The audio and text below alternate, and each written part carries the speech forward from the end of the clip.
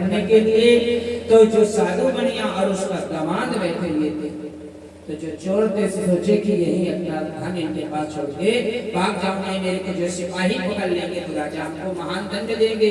तो उनका सारा का सारा धन वहां से छोड़ करके वो भाग जाते हैं। पीछे से मंत्री लोग आते हैं तो देखते हैं कि इनके पास धन है, ये कुछ नहीं, यही चोर है दोनों, और उनको पकड़ करके ले जाया जाता है और चंद्रकेतु राजा के समीप में रखा जाता है। उनका पूरा सारा धन छुड़ा लिया जाता है और उनको काल कोठरी में महान कारागार में बंद कर दिया जाता है।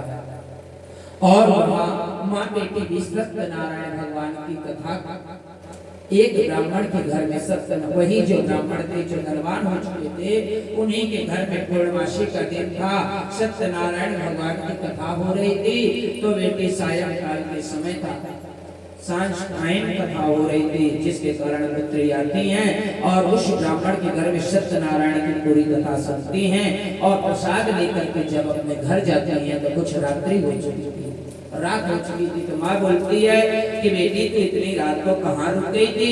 तब पुत्री कहती है माँ उस ब्राह्मण देवता के घर में भगवान सत्यनारायण की कथा हो रही थी, तो जिसके कारण मैं अधूरी पूजा को छोड़ के नहीं आई हूँ, मैंने प्रसाद लेकर के आई हूँ, तो कुछ रात्रि हो गई है, तो मेरे को क्षमा करिए माँ।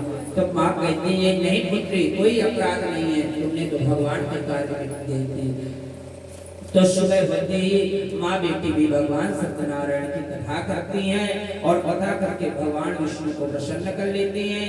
भगवान विष्णु आशीर्वाद में पूछते हैं कि बेटी तेरे को क्या चाहिए?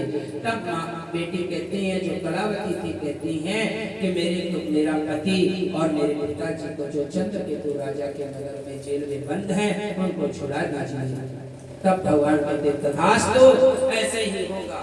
और वे भगवान रात्रि में चंद्रकेतु राजा के स्वप्न में आते हैं और जब स्वप्न में आते हैं तो कहते हैं हे राजन, तूने जो ये दोनों को चोर समझ करके पकड़ के रखा है, ये कोई तो चोर नहीं है, मेरी माया से सब कुछ चल रहा था, इनको छोड़ देना, नहीं छोड़ा तो मैं तेरा पूरा साम्राज्य नष्ट कर दूंगा।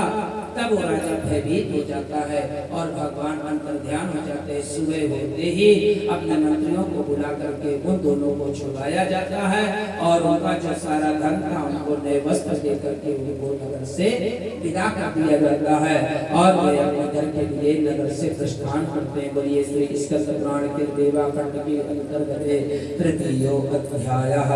बोलिए श्री सत्यनारायण भगवान की जय।